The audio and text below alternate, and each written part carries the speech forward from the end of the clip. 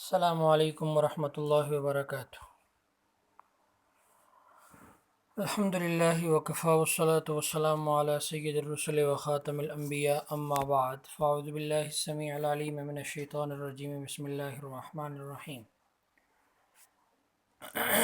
ولنا ان التملیک سبب لملک المتعة فی محلها بواسطة ملک الرقبۃ وهو الثابت بالنکاح والسببیۃ طریق المجاز۔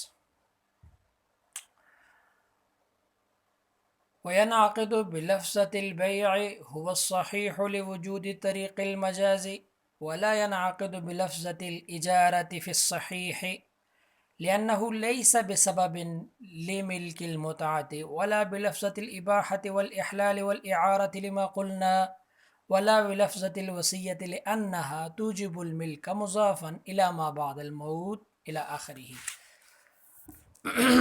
گزشتہ سبق میں ہم نے یہ مسئلہ پڑھا تھا کہ کن کن الفاظ سے، یعنی اس فصل میں چونکہ یہی مسائل بیان ہو رہے ہیں کہ کن کن الفاظ سے نکاح منعقد ہو جاتا ہے، کن کن سے نہیں ہوتا۔ تو گزشتہ سبق میں ہم نے پڑھا تھا کہ لفظ نکاح سے، لفظ تزویج سے، لفظ ہبہ سے، لفظ تملیک سے، لفظ صدقہ سے، ان تمام کے تمام الفاظ سے نکاح منعقد ہو جاتا ہے۔ اختلاف تھا امام شافعی رحمۃ اللہ علیہ کا ہبہ، تملیک اور صدقہ کے حوالے سے، یعنی نکاح اور تزویج کے علاوہ جتنے بھی الفاظ ہیں وہ کہتے ہیں کہ ان سے نکاح منعقد نہیں ہوتا۔ دلیل آپ کے سامنے آ چکی تھی کہ یہ نہ تو نکاح کے حقیقی معنی ہیں، نہ کیا ہیں، مجازی معنی ہیں، اس لیے کہ نکاح اور تزویج کا معنی ضم اور تلفیق کے ہیں، جبکہ ان الفاظ میں یہ معنی نہیں پائے جاتے کہ جس انضمام ہوتا ہے ناکح اور منکوحہ کے درمیان، ٹھیک ہے، زوج اور زوجہ کے درمیان، اس طرح مالک اور مملوک کے درمیان یہ انضمام نہیں ہوتا بلکہ ان دونوں میں منافات ہوتے ہیں۔ لہٰذا نہ حقیقی معنی ہے نہ مجازی معنی ہے، تو اس لیے یہ الفاظ نکاح کے لیے درست نہیں اور ان سے نکاح منعقد نہیں ہوگا۔ ولنا سے ہماری دلیل ذکر کر رہے ہیں۔ دلیل کا خلاصہ یہ ہے کہ دیکھیں، یہ کہہ دینا کہ بھائی یہ بات تو ہمیں تسلیم ہے کہ بھائی مجازی معنی حقیقی معنی تو نہیں ہے تملیک جو ہے وہ نکاح کا، لیکن مجازی معنی کے لیے کہہ دینا کہ مجازی معنی بھی نہیں ہے، اور مجازی معنی میں مشاکلت اور مجانست ہونی ضروری ہے اور یہاں نہیں ہے، یہ بات ہمیں تسلیم نہیں ہے۔ مجازی معنی میں مشاکلت ہونا یہ تو ضروری ہے، لیکن یہاں نہیں ہے، یہ بات ہمیں تسلیم نہیں ہے، بلکہ یہاں پائی جاتی ہے نکاح اور تملیک کے درمیان۔ وہ کیسے کہ آپ یوں سمجھیں کہ ایک آدمی جب کسی باندی کو خریدتا ہے، ٹھیک ہے، تملیک، باندی کو جب وہ خریدتا ہے تو باندی کا مالک ہو جاتا ہے۔ تو آپ یہ بات جانتے ہیں کہ باندی میں تملیک یعنی ملک رقبہ، جس کو کہتے ہیں نا گردن کا مالک ہو جانا، تو تملیک رقبہ کے ساتھ ہی اس کو تملیک بضع بھی حاصل ہو جاتی ہے، یعنی وہ بضع کا بھی مالک ہو جاتا ہے، اس کو بضع کی ملکیت کے لیے الگ سے نکاح کرنے کی ضرورت نہیں ہوتی۔ اتنی بات تو آپ سمجھتے ہیں نا کہ آپ اگر باندی کو خرید لیا جائے تو مولا اور آقا جو ہوتا ہے وہ اس سے منفعت یعنی مجامعات جمع وغیرہ کر سکتا ہے بغیر نکاح کے، اس کی ملکیت میں ہے۔ تو اب دیکھیں کہ اس باندی میں ملک بضع جو حاصل ہوئی ہے مولا کو، وہ کس کے واسطے سے حاصل ہوئی ہے؟ ملک رقبہ کے واسطے سے۔ تو پتہ چلا کہ تملیک یعنی ملکیت بھی سبب بنتی ہے کس کے لیے؟ ملک متع کے لیے۔ حالانکہ ملک متع یعنی ملک بضع جو ہے اس کے لیے تو نکاح ضروری ہے، نکاح ہونا ضروری ہے نا بھائی، بضع کا مالک تو انسان نکاح سے بنتا ہے۔ حالانکہ یہاں پر کیا ہو رہا ہے؟ ملک بضع کا مالک وہ تملیک ملکیت رقبہ سے بھی، ملک رقبہ سے بھی حاصل ہو رہا ہے۔ تو پتہ چلا کہ نکاح کا جو ملک بضع کا جو اصل سبب، حقیقی سبب کیا تھا؟ نکاح تھا، لیکن مجازی سبب یہاں کیا بن رہا ہے؟ ملکیت بن رہا ہے۔ آپ جانتے ہیں کہ مجاز کے جو طریقے ہوتے ہیں ان میں سے ایک طریقہ کیا ہے؟ سبب اور مسبب کا بھی ہے، سبب اور مسبب کا بھی ہے۔ لہٰذا پتہ چلا کہ یہاں تملیک جو ہے، ملکیت کا لفظ، تملیک کا لفظ اگرچہ نکاح کا حقیقی معنی نہیں ہے لیکن مجازی معنی ضرور ہے. تو لہٰذا حقیقی معنی اگرچہ موجود نہیں لیکن مجازن تملیغ سے کیا کر سکتے ہیں، نکاح کا معنی مراد لے سکتے ہیں اور اس سے نکاح منعقد ہو جائے گا. لہٰذا یہ کہہ دینا کہ مجازی معنی بھی نہیں، یہ ہمیں تسلیم نہیں ہے.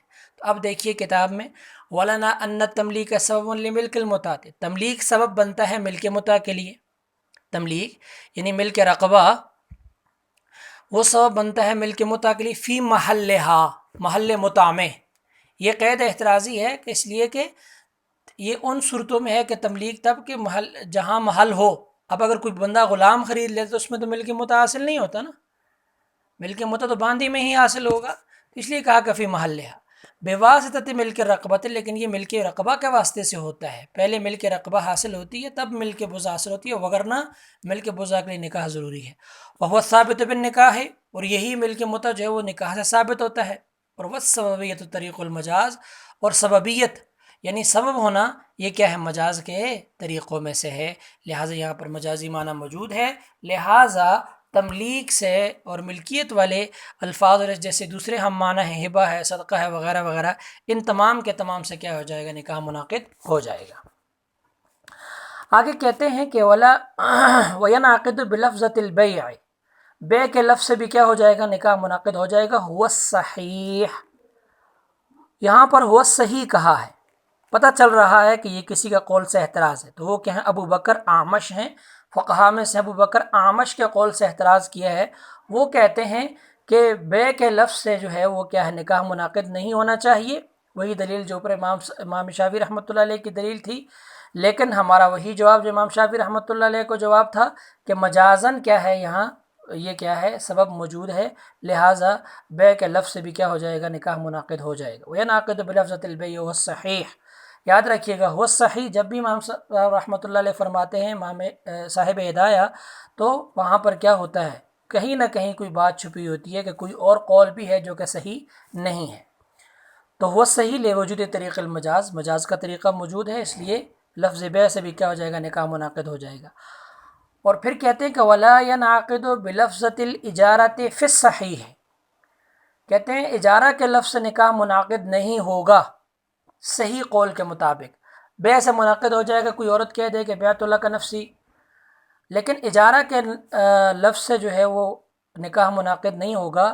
جیسے کوئی عورت کہہ دے کہ بھئی میں آپ کو کیا کرتی ہوں، کرائے پر دیتی ہوں، اجرت لک نفسی، تو یہ نکاح صحیح نہیں ہے صحیح قول کے مطابق. یہاں بھی دیکھیں فی الصحیح کہا ہے تو لازمی طور پر پتہ چل رہا ہے کہ کسی نہ کسی قول سے کیا کر رہے ہیں، احتراز کر رہے ہیں.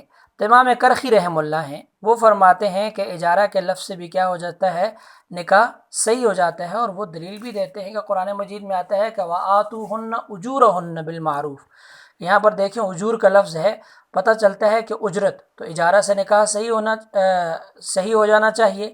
تو ہم یہ کہتے ہیں کہ اجارہ جو ہوتا ہے، اگرچہ بظاہر الفاظ یہی ہیں کہ ان سے نکاح منعقد ہو جانا چاہیے، لیکن صحیح بات یہ ہے کہ اجارہ جو ہوتا ہے وہ کیا ہوتا ہے، ایک مختصر وقت کے لیے ہوتا ہے، قلیل وقت کے لیے ہوتا ہے.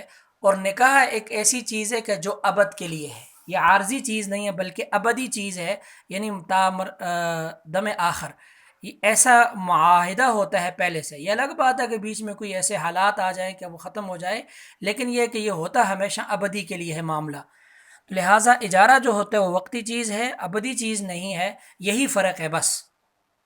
لہٰذا اس وجہ سے کیا ہو جائے گا، اجارہ کے لفظ سے نکاح منعقد نہیں ہوگا کیونکہ یہ ابدی چیز نہیں ہے. لا ینعقد بلفظ الاجارۃ فی الصحیح لأنہ لیس بسبب لملک المتعۃ، اور یہ کیا ہے، ملکیت متع کا سبب نہیں بنتا. اس لیے کہ اجارے میں آپ دیکھیں گے کہ جب آپ کوئی چیز کسی دوسرے کو اجارے پر دیتے ہیں تو مطلب وہ سامنے والا اس کا مالک نہیں بن جاتا. ٹھیک، تو اسی طریقے سے وہ تو ایک وقتی چیز ہوتی ہے. اور یہی وجہ ہے کہ نکاح متع جو ہے کہتے ہیں کہ جائز نہیں ہے، حرام ہے، وقتی انتفاع ہے، اس میں ملکیت نہیں. لہٰذا متع جس طریقے سے ناجائز ہے، اس طریقے سے لفظ اجارہ سے نکاح کرنا صحیح نہیں ہے.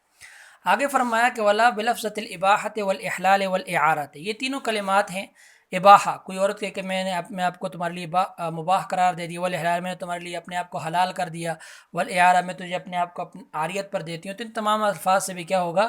نکاح صحیح نہیں ہوگا۔ وجہ یہ ہے کہ یہ ساری چیزیں کیا ہیں؟ عارضی ہیں۔ اباحہ مباح کرنا، اس میں ملکیت نہیں ہوتی کہ مباح بندہ کسی دوسرے کے لیے عارضی طور پر چیز کو دیتا ہے استعمال کے لیے، اس میں ملکیت نہیں ہوتی۔ احلال، اس میں بھی یہی ہوتا ہے کہ دوسرے کے لیے حلال کرنے کے لیے۔ والاعارہ، عاریت پر دینا، مفت میں بندہ کوئی دوسرے کو چیز دیتا ہے وقتی استعمال کے لیے، اس میں بھی ملکیت نہیں ہوتی۔ لما قلنا، جیسے کہ ہم نے پہلے کہا، یعنی اس لیے کہ یہ ملک متع کا سبب نہیں بنتے۔ ولا بلفظۃ الوصیت، وصیت کے لفظ سے بھی نکاح منعقد نہیں ہوتا، اس لیے کہ نکاح کا تعلق دنیاوی اس سے ہیں، زندگی کے معاملات سے ہیں، اور وصیت کا تعلق موت کے بعد سے ہوتا ہے، اس لیے وصیت کے لفظ سے بھی نکاح صحیح نہیں ہوگا۔ کہ نکاح کیا ہوتا ہے؟ زندگی کے امور میں سے ہے، حیات کے امور میں سے ہے، جبکہ وصیت کا تعلق کس سے ہوتا ہے؟ ماں بعد سے ہوتا ہے۔ آخر میں اس کی وجہ بھی ذکر کر دی، لأنها توجب الملک مضافا الی ما بعد الموت، اس لیے کہ یہ کیا ہوتا ہے؟ اس میں یہ ملکیت کو واجب کرتا ہے موت کے بعد کی طرف منسوب ہو کر۔ ٹھیک ہے جی، تو آج کے لیے اتنا کافی ہے۔ اللہ تبارک و تعالی میرے اور آپ سب کے حامی و ناصر ہوں۔ وآخر دعوانا ان الحمد للہ رب العالمین۔ السلام علیکم ورحمۃ اللہ۔